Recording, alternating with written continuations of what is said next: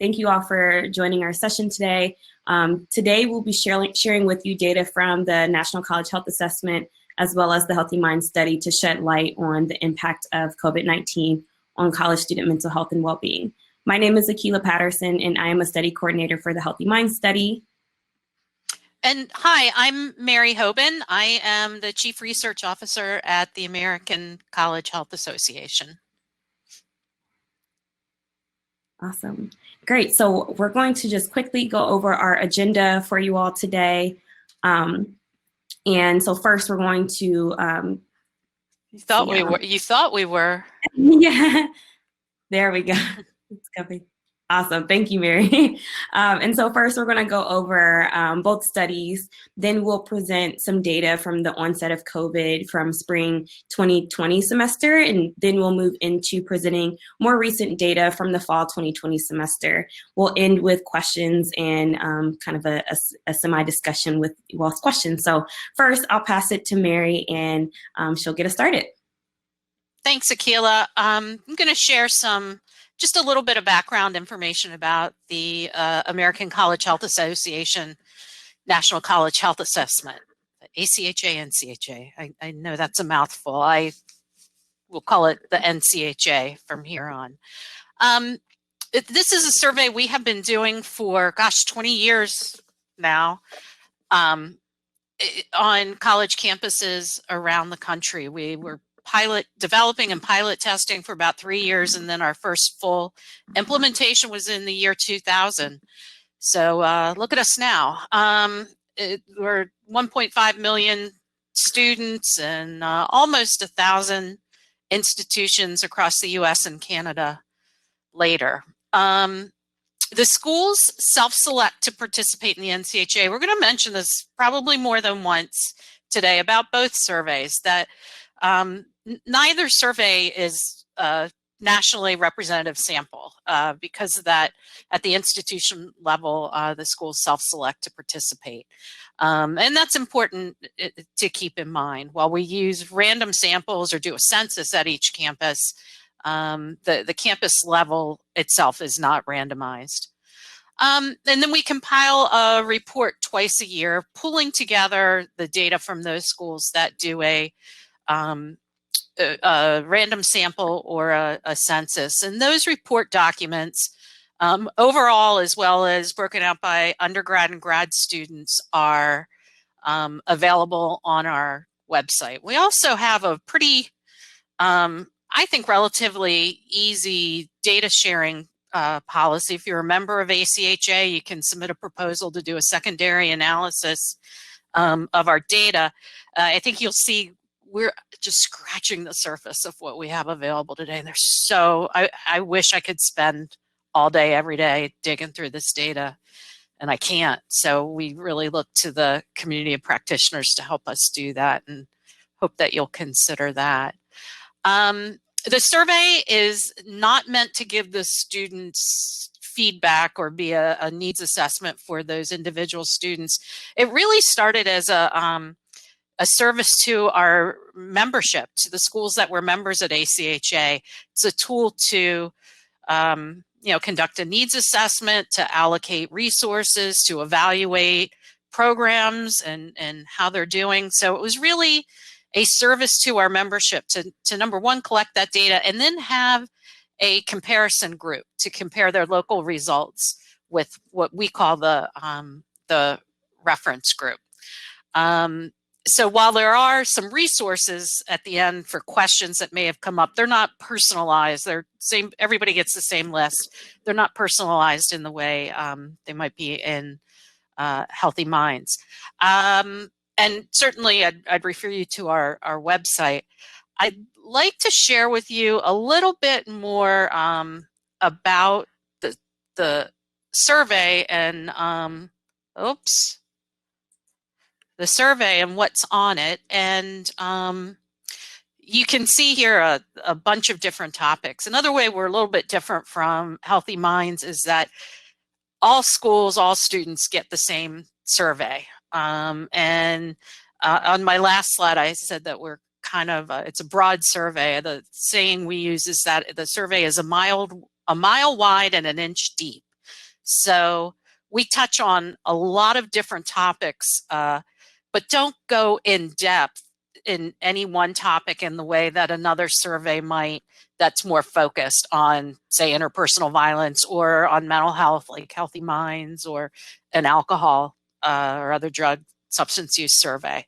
So you can see a number of the different topics that we include or that we look at.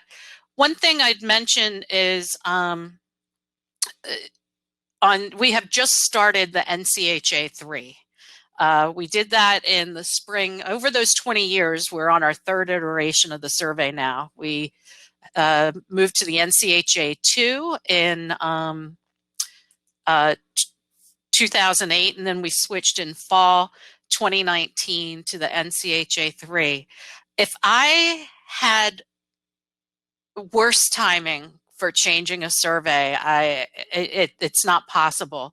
We started a new survey right before the semester that COVID shut down. So that's been a little bit of my Achilles heel, is that it's hard to compare pre-COVID and post-COVID on some of our data, because I only had one semester, that fall 2019. So don't follow me if you're looking for the right time to change a survey. I have terrible luck there. But this is what we're left with. So the NCHA 3, we started in fall 2019. I'm excited about some of the new measures that we have included, and you see they're kind of organized or disorganized on the screen in front of you.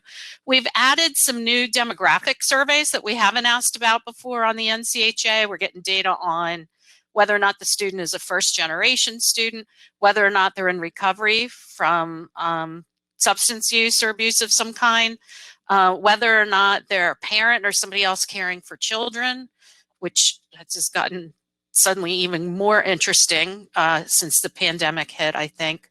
We're using the ASSIST now, which is alcohol, smoking, substance involvement screening test. Came out of the World Health Organization, and it talks about, lets us measure not just who's used substances in the last 3 months, but it also asks questions to get a sense of what their risk for a problem might be. So it looks at urges and attempts to quit, and whether it's impacting personal relationships, whether a friend or family member is concerned about their use or expressed concern about their use. So it's given us a little bit different information. The other place I think we're doing a better job or have improved our work is in the area of emotional well-being. And we've integrated some standardized measures. The Kessler-6 is a measure of generalized psychological distress. We use the Diener Flourishing survey. We have a short 2-item assessment, the resiliency, the Connor-Davidson CD Risk 2, and a measure of loneliness using a UCLA measure. So those, if you're familiar with the NCHA in the past, those are a couple things that are a little bit different. And again, I'd remind you, campuses self-select, so it's not a random sample of institutions, and that it's a mile wide and an inch deep. And I will let Akilah take you into one of those that's quite a bit deeper. Awesome.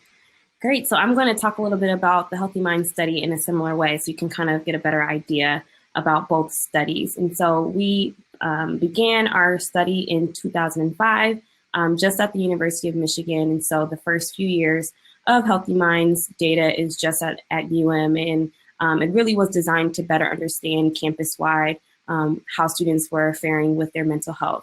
It grew from there, and since 2014, actually, we've implemented what we call a modular format, which I'll talk a little bit more about. But in the end, just in general, since the beginning of Healthy Minds in 2005, we've been focused specifically on mental health in college students. It is an annual web-based survey. We do follow the academic year, like NCHA. To date, we've had over 400 schools participate, with over 400,000 student participants. And that is really indicative of our 2014 to today data following our modular format. We do collect a random sample at each institution or census. Sorry, if you can go back one slide. Sorry, I'm gonna touch on the modules in a second. But if we do collect a random sample at each institution or census. Some campuses choose to survey their entire population. So like Mary said, with the NCHA, schools self-select to participate in Healthy Minds for a variety of reasons. And so that is important to keep in mind. The survey is a length, since it is a 20 to 30 minute survey.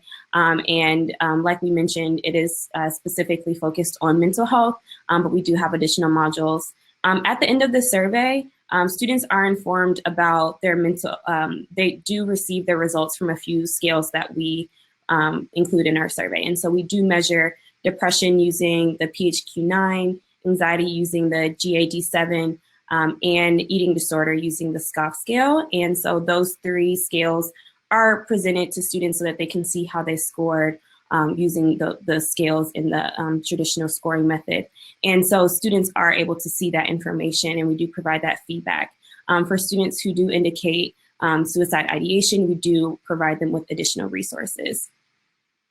And we provide those resources to all students, but we do provide specific resources for high-risk students.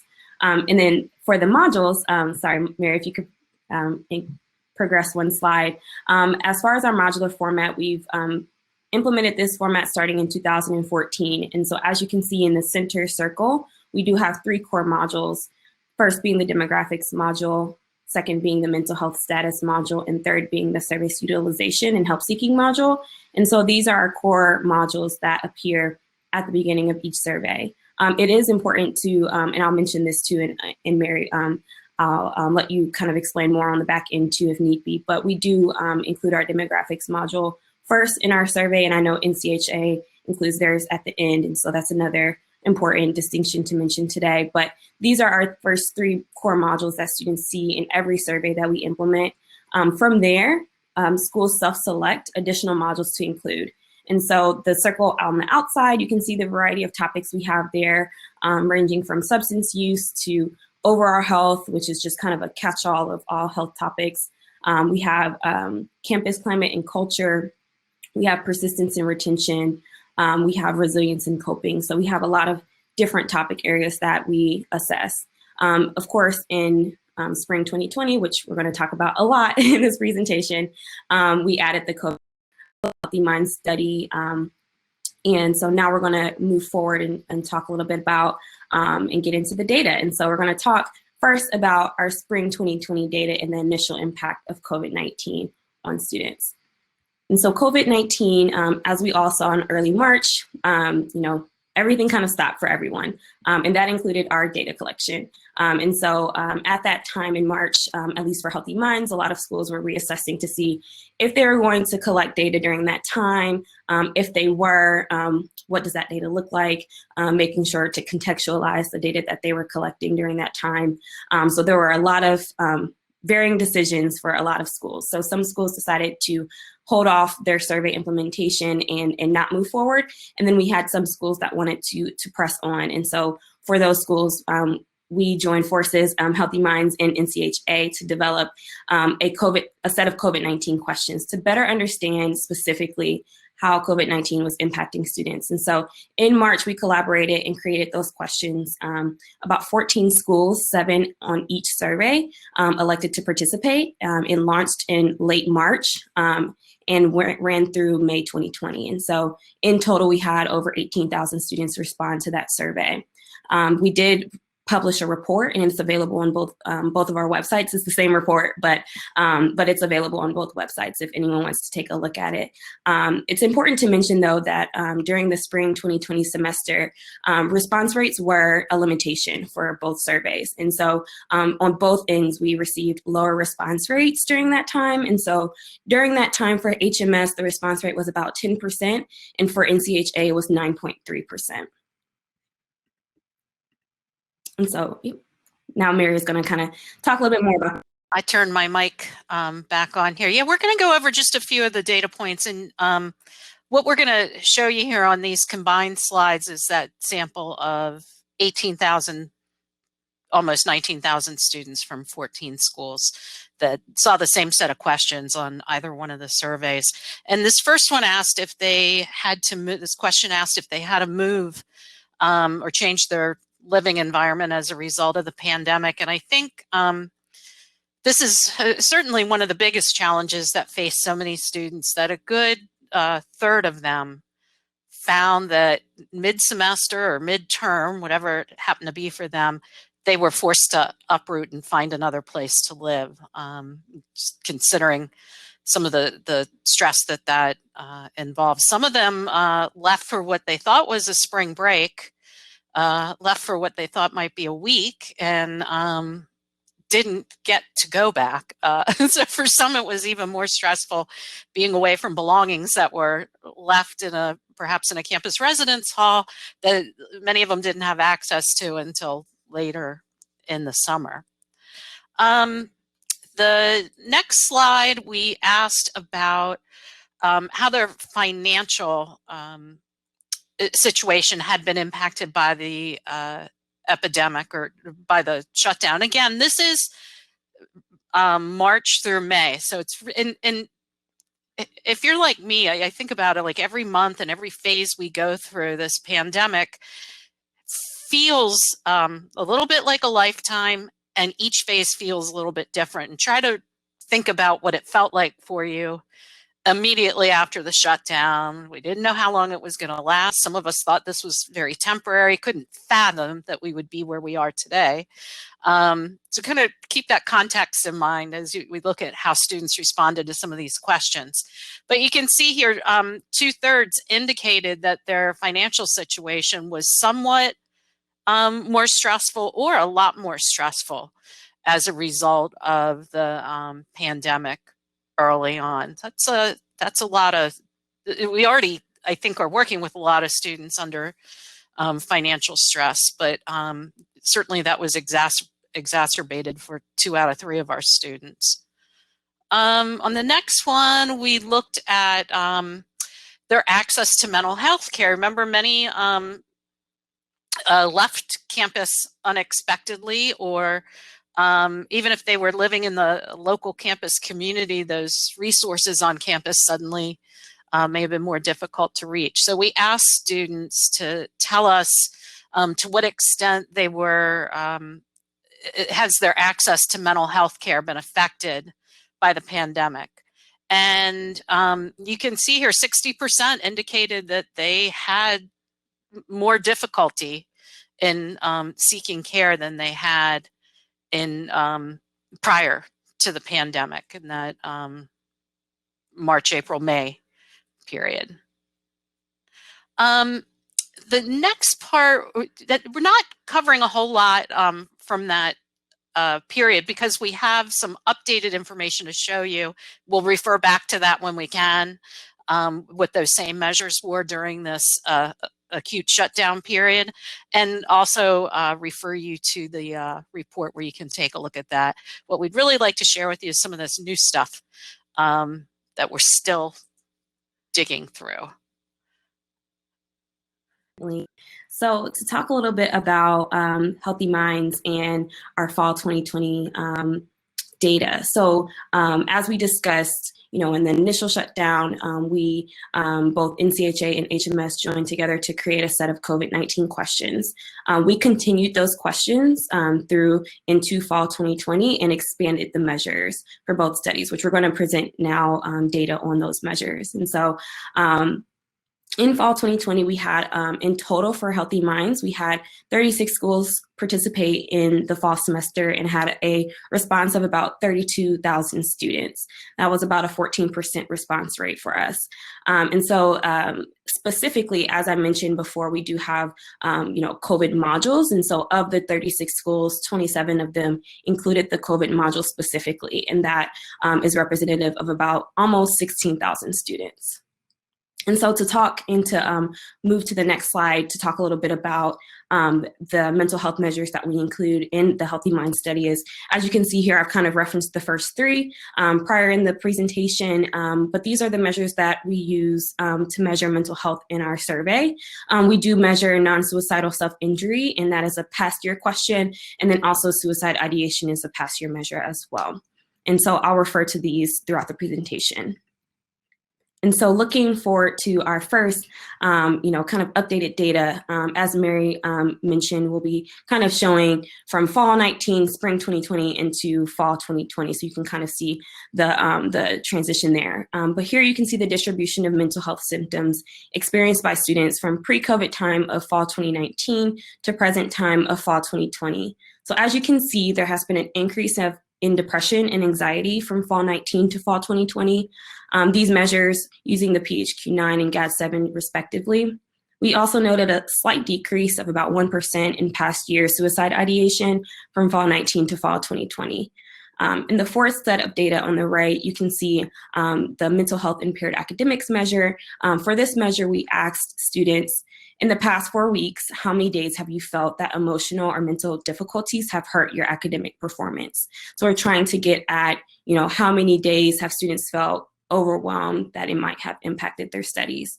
So in fall 2019, about 22% of students reported 6 or more days in the past 4 weeks that they felt emotional or mental difficulties impacted or hurt their performance academically.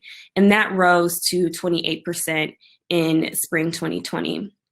And so over the time. So as you can see in the middle there, that middle bar, about almost 31% of students reported experiencing 6 or more days during kind of the COVID-19, kind of really impacting students during that spring 2020 semester. And so this data is indicating that students are experiencing difficulties and somewhat more difficulties right now with their academic performance due to mental health during this time. And so we're going to tease out the mental health impairment of academics measure a little bit more. And so as you can see, this is that same measure, but I just wanted to show specifically how it fared from students reporting 6 or more days, 3 to 5 days, 1 to 2 days, or no days at all. So as you can see in 2019, about 79% reported at least 1 day of academic impairment due to mental health. And that has increased to 83%. So, overall, although this is just a small difference of 4%, students are feeling overwhelmed and it's impacting their academic experience, it's impacting, their capability to learn and improve and progress throughout their studies. And also one thing that's concerning as well is if you look at the measures of 1 to 2 days and 3 to 5 days, we're seeing less students report 1 to 5 days. See looking fall 2019 to fall 2020. So we're seeing students are not only reporting an increase in increasingly numbers. They're reporting at least 1 day. You're also seeing more students reporting 6 or more days as well. And to move a little bit more towards service utilization, as we noted, mental health is increasing during this time. We're also seeing a decrease in service utilization among all students and among students who have positive screens for depression and anxiety or anxiety. So as you can see in these figures, 32% of all students reported accessing mental health services in the past year in fall 2019, and that decreased to 29% in fall 2020. Among students who have positive screens for depression and anxiety, about 44% accessed mental health services in fall 2019, and that decreased to about 40% in fall 2020. So again, we're kind of seeing the distribution and the change there in numbers as far as students are experiencing and reporting depressive or anxious symptoms, during this time, but then they're also reporting less access to accessing mental health services at lower rates also during this time. So moving to the next slide, we have added this year the loneliness scale. So we're using the 3-item scale out of UCLA. And this is a new measure to the Healthy Mind study. So we don't have any prior data in our data set to compare to. But we wanted to add this measure in fall 2020 because, as we know, during this time, people are staying home more, and we felt it especially important to measure loneliness in this year's survey. So this figure is indicating that majority of students are feeling lonely in 3 different areas in 3 different ways. So 62% of students reported feeling that they lack companionship some of the time or often.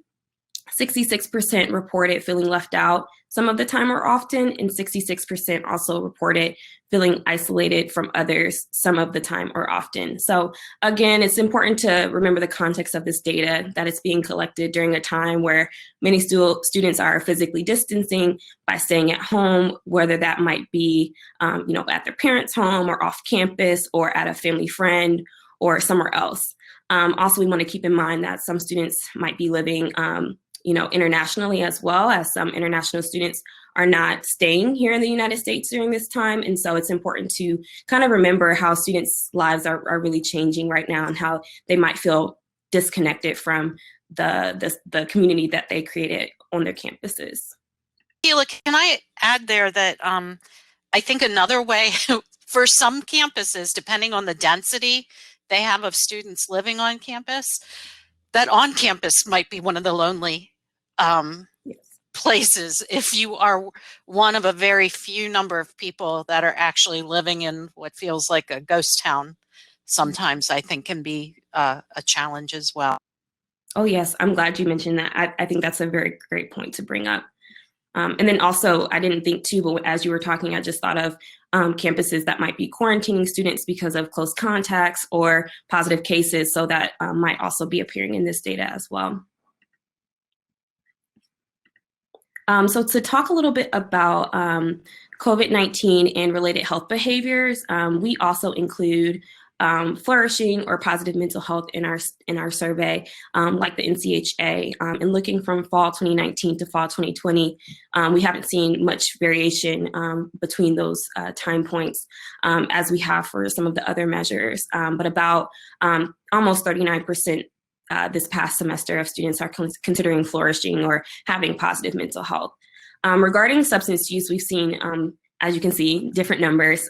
Students are asked to report any use of illicit substances from a list of about 14 items in our survey. So ranging from marijuana, non-prescription medication, cocaine, and a lot more there. We have a long list of illicit substances to choose from if students are using those substances. And so endorsement of substance use has decreased overall from about 26% to almost 21% from fall 19 to fall 2020.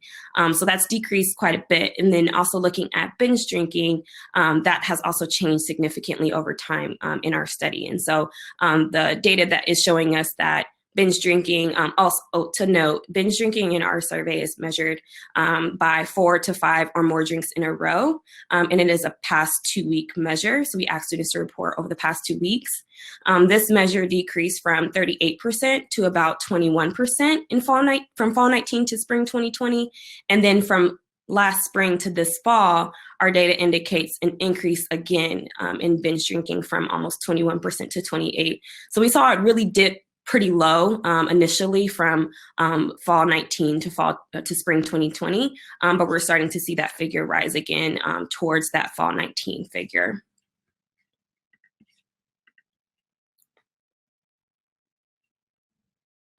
My turn. Okay, so we talked a little bit about the joint work that we did with Healthy Minds in the second half of what would have been our spring data collection period. And then we moved into the fall and had even more questions for students. And this is where some of our questions started to veer off onto different paths. So we're starting by sharing with you what we can share individually, and then we'll come together at the end and share some of those measures that are, if not the same, very, very similar concepts. So we can look at that together and save some time. So let me tell you about our fall 2020 semester. Like Akilah said, things came to a scratching halt almost exactly a year ago. I remember that Friday the 13th and Monday the 16th of March was, around that time our lives changed quite a bit.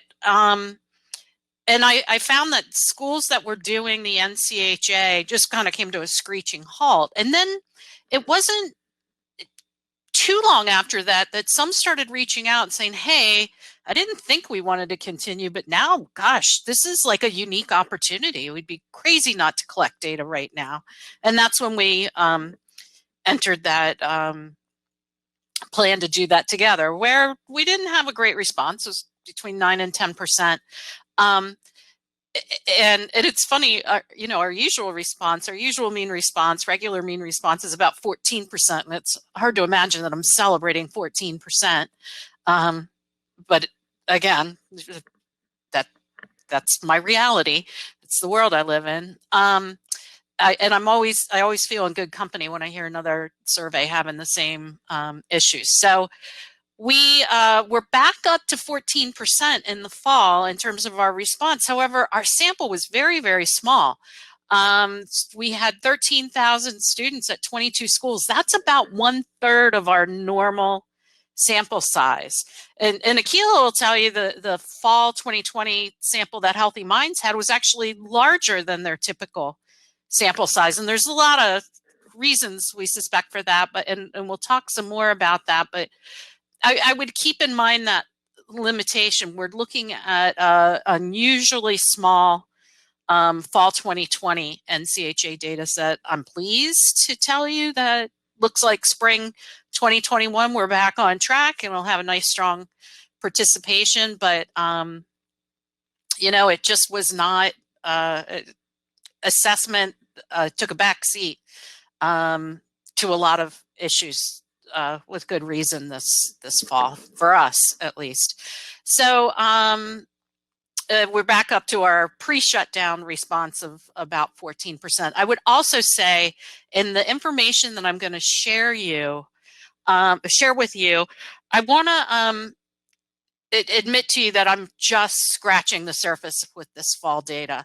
I've been able to look at a number of different variables by race. I haven't looked at all the variables, and I haven't even looked at those variables by all the demographics that I would like to. There's still so much more information to dig through here. We are working on a data brief similar to the one that we did in the spring with Healthy Minds that will be posted on the website, as well as a more in-depth article that looks at lots of different student demographics and differences in these measures between those student demographics. So without further ado, let me get into some of the data that I can share with you. We asked students, and again, this is just over 13,000 students from 22 schools.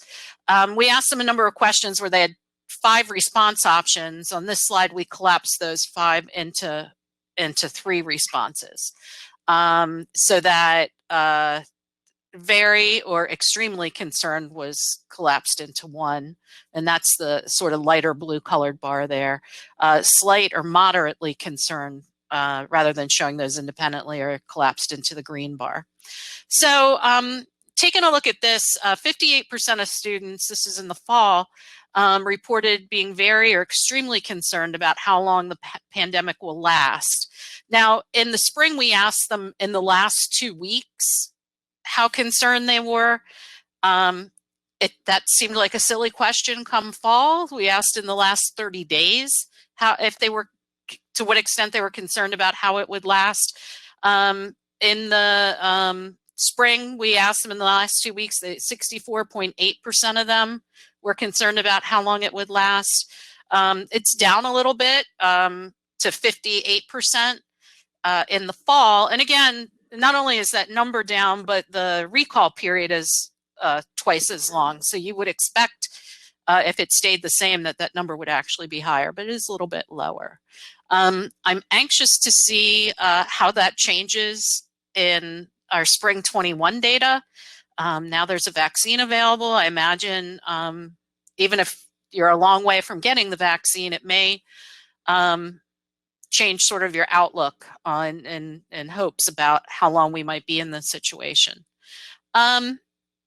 We also asked about how concerned they were about someone they cared about contracting COVID. And 52% of students are telling us in the fall that they were still very or extremely concerned about someone in their lives contracting COVID. That number was 64% back in the April to May data. Again, that was in the last 2 weeks. And then the last thing that you see here is we asked about whether or not how concerned they are about uncertainty about the future. This is not one I have a comparison for. You can see though that 64% of students reported that they were very or extremely concerned about uncertainty about their futures. And I can think of, boy, I might like to look at that based on year in school. I imagine first year students have a very different kind of uncertainty than graduating seniors might, and those students in between. I think that it'd be interesting to see how those different phases respond to that question. Another thing we asked about is a concern about being able to spend time with the people that they care about. We're recognizing going into the fall that it's been a long time since families, extended families, could see one another. It's been a long time since college students could see grandparents or other people that may be at risk for greater harm from COVID. And you can see there that 54.7 or 55% of the students reported that they were very or extremely concerned about not being able to spend time with the people that they care about. And then in another question, we asked them directly if they were concerned about losing someone to COVID, that somebody they cared about will die as a result of the pandemic. And 42.3% of students indicated that they were very or extremely concerned about this. And again, I think we're not, Healthy Minds is doing some more direct measures of mental health. I think some of the things that we're looking at certainly help explain those measures of mental health and play a role. Again, I don't have a spring comparison for those. Those are new questions. In the next one, I am looking at how the pandemic has impacted their overall level of stress. And you can see that 89.9% of students, nearly all students, report that the pandemic has at least somewhat increased their overall level of stress, and some significantly increased. So it's nearly a universal experience. I don't have a spring number to compare that to.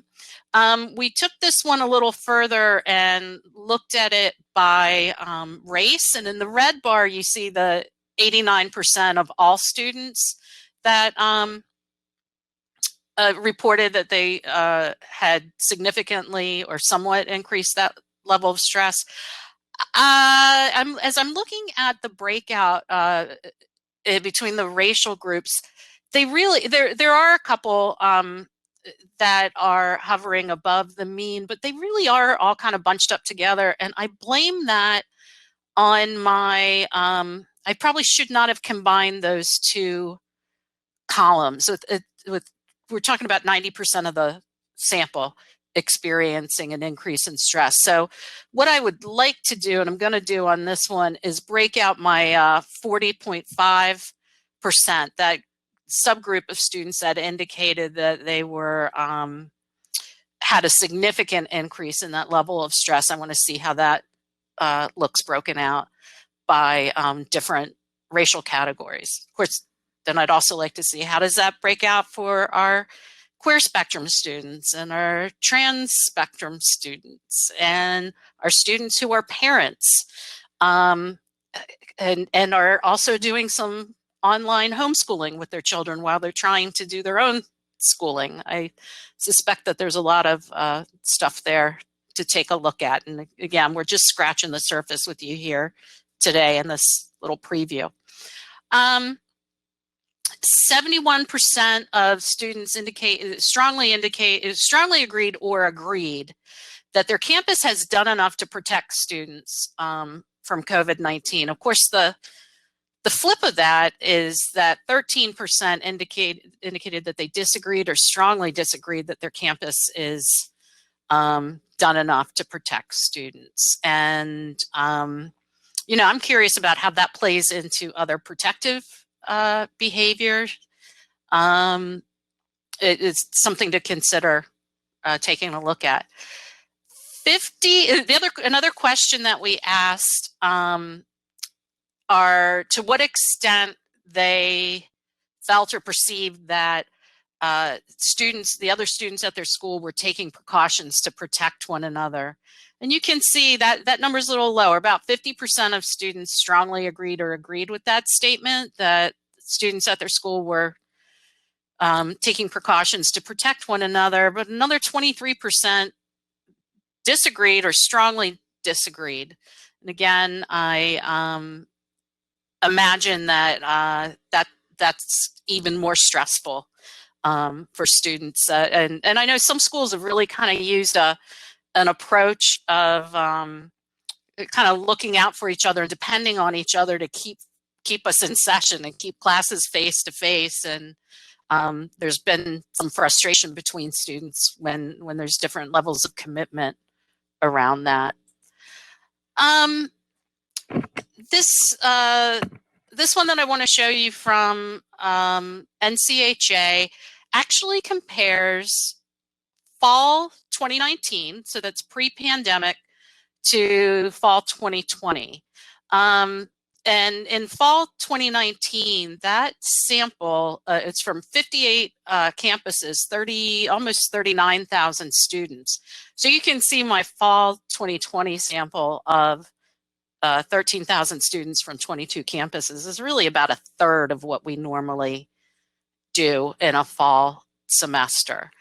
And we looked at a number of different issues here. Suicide risk is a scale within the survey that is scored. Serious psychological distress is the Kessler-6 that I mentioned before.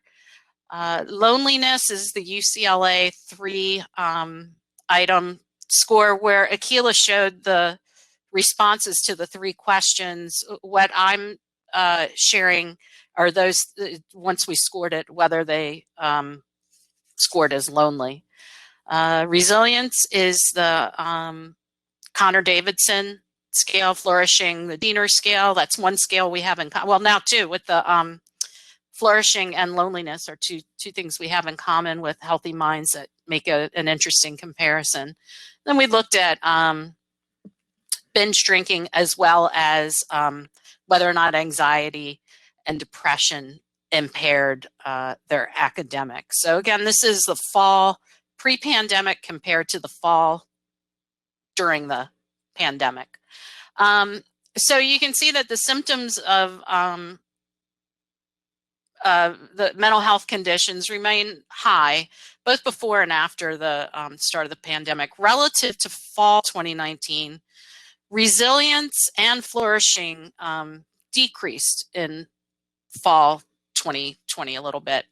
Loneliness really remained unchanged, and binge drinking rates improved. And we've seen that across the board. That might be one of our silver linings out of the pandemic. And believe me, I'm desperately looking for them. In fall 2020, a higher proportion of students reported that their mental health negatively impacted their academic performance, both anxiety and depression, more percentage point different there in anxiety. And improvements were seen in suicide risk, despite a slight increase in that serious psychological distress.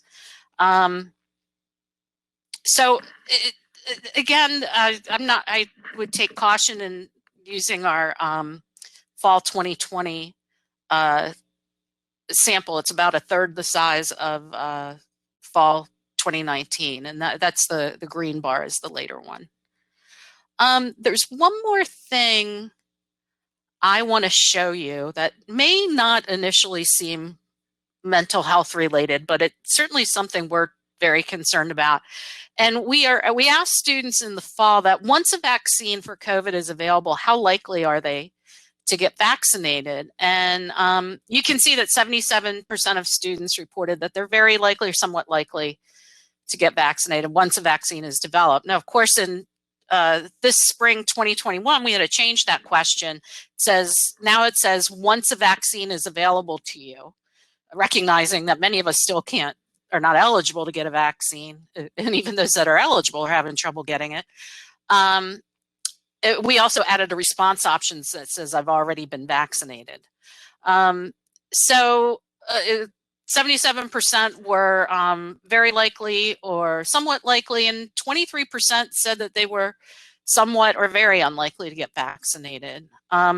So I was curious about what those differences look like by race, and a lot of the different racial categories are clustered around the mean with a few exceptions. You can see it's 90% of Asian American students are on board with getting vaccinated, and both American Indian and Alaskan Native and Black/African American students were less likely to get vaccinated. And I would caution you that we don't necessarily know what that hesitation is about. I've learned in the last week we've started a partnership with CDC to work on a big campaign around vaccine hesitancy and acceptance in college campus communities, so students, faculty, and staff. And I'm learning that you really got to talk to people and find out what's on their mind around vaccines. That it's not, and even folks from a similar racial background may have very different reasons for hesitancy.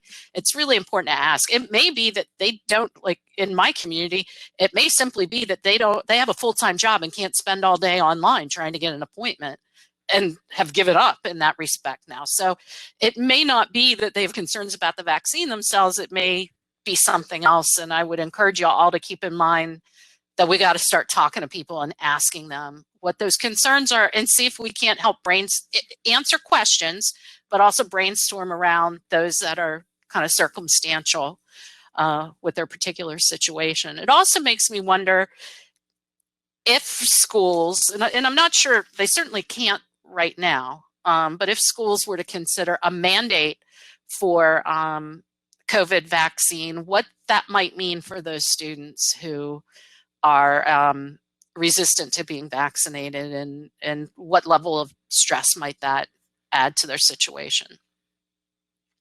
So from here, we are gonna kind of come back together and look at some of these measures that we have in common between the surveys. So this first set of questions from the NCHA asks about the impact on a loved one. The first question are students that have had a loved one, close family member, or friend die from COVID. And you can see that's 9% of all of our students.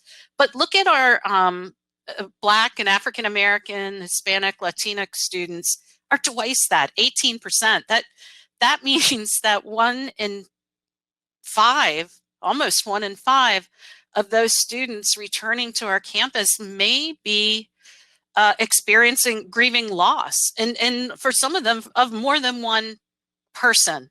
I'm going to start getting all verklempt and worked up here. But I think those are very real problems that they're coming back to school with, that our mental health providers need to be aware of and recognize in them. The second question asked, we're talking a lot about the number of people we've lost, number of people who've been infected, and there's that in-between group of people who got COVID, they're still alive, but they are living with some long-term effects from COVID. And so while 15% of the sample said that they had a loved one living with those long-term effects, we looked at the differences in the racial groups, and you can see certainly African American, Latinx are both higher than the mean. This is where we really start to see some of those differences and the disproportionate impact on of the infection on a number of different communities. And Akilah is going to tell you about the similar data in Healthy Minds. Yes, so we also asked students if they had lost a loved one or a close family member or friend due to COVID-19. And so we are presenting some data according to race and ethnicity here on this slide on the left-hand side, I'm sorry. And so as you can see, similarly, African American, American Indian, Native American, and Latinx students are reporting higher rates of loss, unfortunately. And so again, like Mary mentioned, that's an important thing to consider when students are returning back to campus, but also throughout the semester as well, that, of course, this is continually impacting families. And so students might be in the midst of midterms, or they might be in the midst of a big project that they're working on within their studies. And so they might also be experiencing or grieving, or just have recently experienced loss during those stressful times. On the right-hand side, our second measure is a little bit different. So NCHA is measuring students who have had a loved one or close family member dealing with long-term effects, and our measure is focusing on significant illness. So I wanted to point out the differences between the charts on the right-hand side. And so we do have higher figures here, but again, the question is framed a bit different. And so instead of measuring long-term effects, where we asked significant illness. So that definitely has a difference on how students responded to this question. But as you can see, similarly, and it cut off African American and Black, it just says African, but that measure is, again, African American and Black students, Native American and American Indian and Latinx students. Again, we're seeing higher reports of a family member having a significant illness due to COVID-19.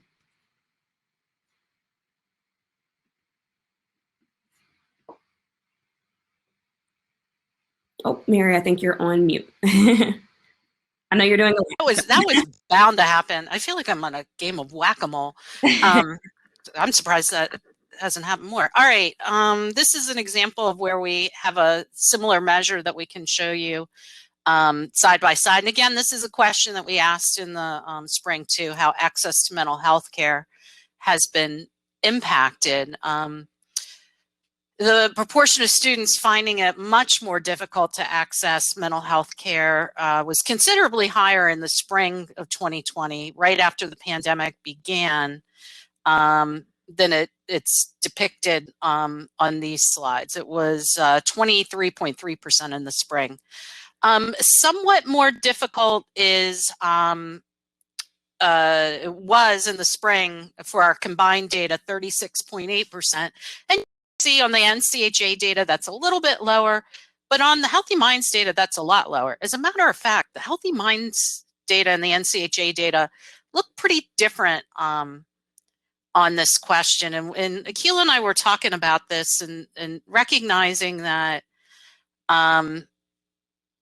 different campuses make the decision to use different surveys. These are not a random selection of campuses. It may be that the schools that are doing the Healthy Mind survey had a better response or a faster response to getting mental health up and running, or whatever it may be, that there are differences there. And you can see that in this slide, that there's still a greater proportion of students responding to the NCHA that are having difficulty in getting mental health care, where in the Healthy Mind sample, you can see 57% of them said that there was no change. So that's a little bit different than what we're looking at. This question looks at discriminatory behavior. The first one I have up here is asking students if they have been, if they have experienced discriminatory behavior as a result of the pandemic due to their race or their perceived race. And you can see it was 7% of the population overall in our sample, but significantly higher numbers of Asian, Asian American, and Native Hawaiian Pacific Islander students are seeing much higher or reporting much higher levels of that. Even other groups, the biracial, multicultural group, Black African American are also well above the mean there.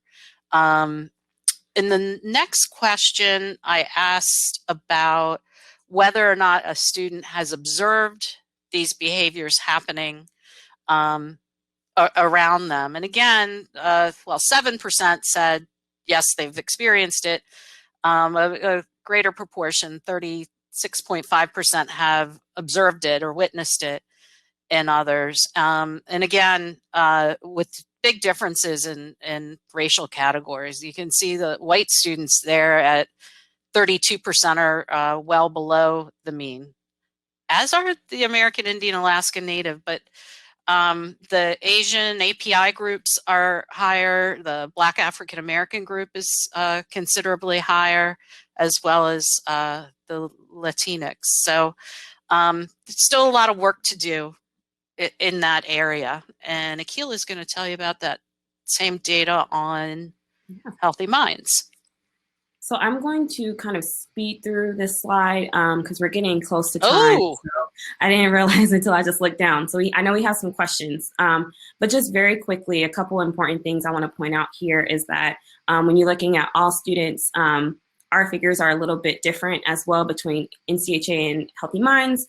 There is a slight increase on our end, or as you can see on the left-hand side, students who experienced any discrimination is about 5.8% with Healthy Minds data. And as you can see, that is quite high for Asian and Asian American students at 26%, but you can see the rest of the distribution there. On the right, we have the same measure as NCHA of students who witnessed any discriminatory behavior. Our figure is at almost 32%, whereas NCHA was a little bit higher at 36.5%.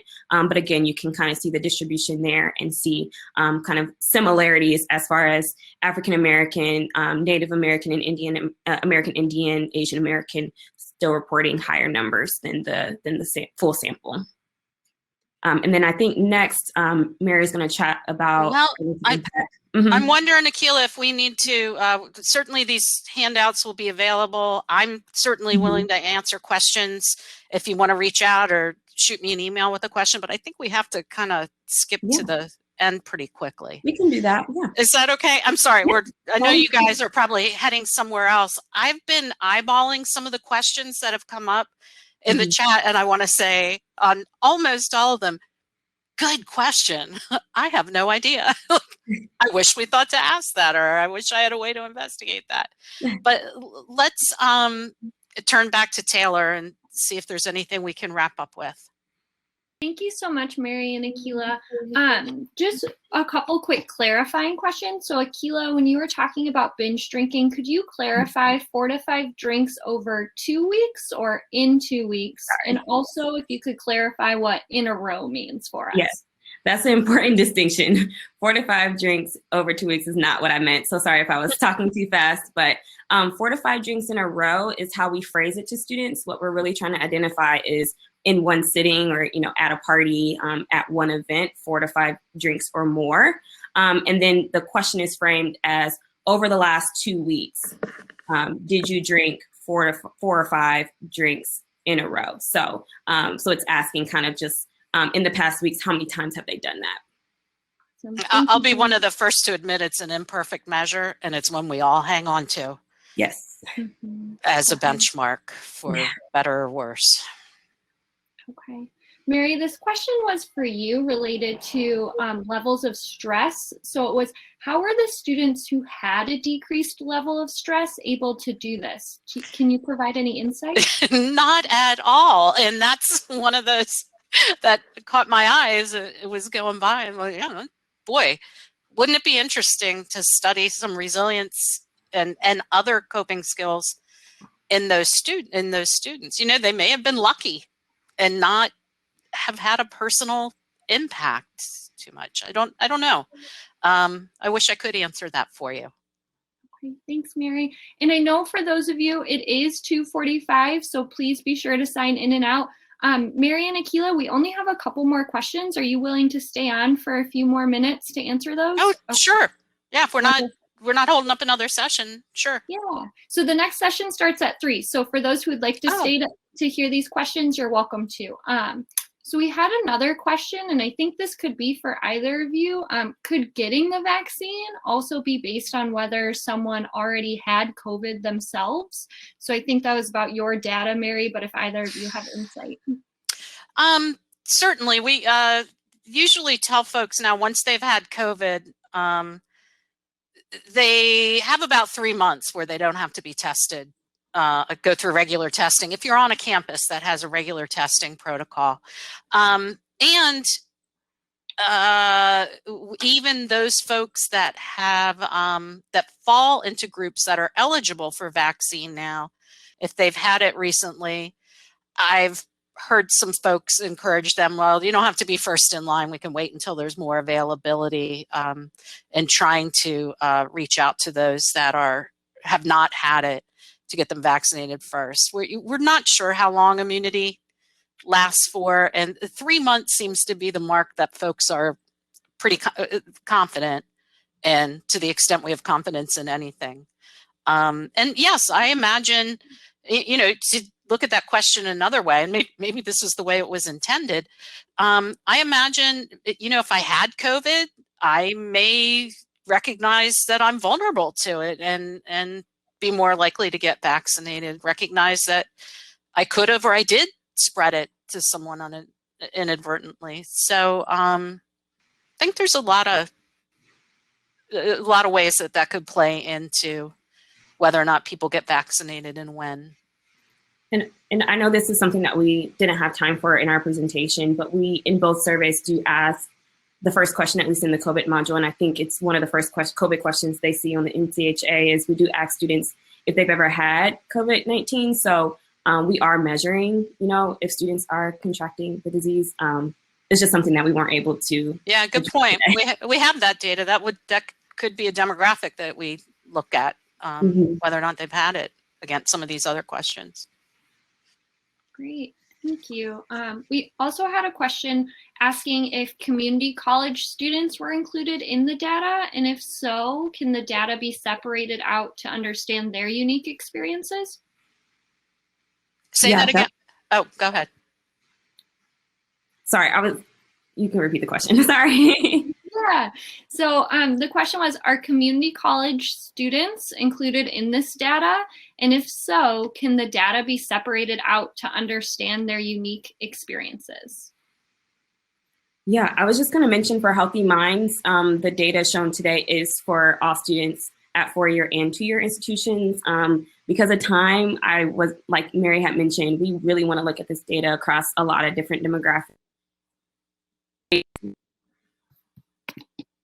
Gender, age, parenthood, all kinds of demographics. We would like to separate it out.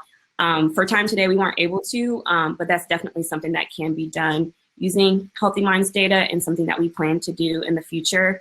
Also, one thing to reemphasize what Mary mentioned earlier is that our Healthy Minds data, we do make it publicly available. You do have to request it, but we do make our data available. And so many research questions can be answered that, of course, our team doesn't have the capacity to answer ourselves. So we encourage researchers to email us and let us know, or fill out our data request form online for our data if you want to explore more. Good question. Yeah, our data would include 2-year colleges if they participated. And I would say that we'd love to have better representation from 2-year schools. So it would depend on the semester, the term, and what their participation was, whether or not I'd recommend that there's enough data there to really do a comparison. But yeah, it's an important question. I'm noticing some of the, I'm sorry, I'm reading chats too. Rachel has a good point about the 90-day decision is based on best possible information and not really science or data. I'm noticing Tanya's point about the benefits and those silver linings. I'm thinking about I'm thinking about students who now have the option of telehealth and telepsychiatry, telecounseling, students who may have a mobility issue, students who may have an anxiety or phobia issue and can't leave or are very uncomfortable leaving, students that have such a schedule that they can take that hour break in the middle of the day, but not the time to commute to a campus and park and have the treatment or session and then come back. So I think I think some of these things are here to stay in a good way. Another thing I find myself wondering about, I'm on Zoom all day long. The camera's on all the time. I've stopped worrying about it, what I'm wearing, or I did put on lipstick for the first time in a year today. I'll admit that.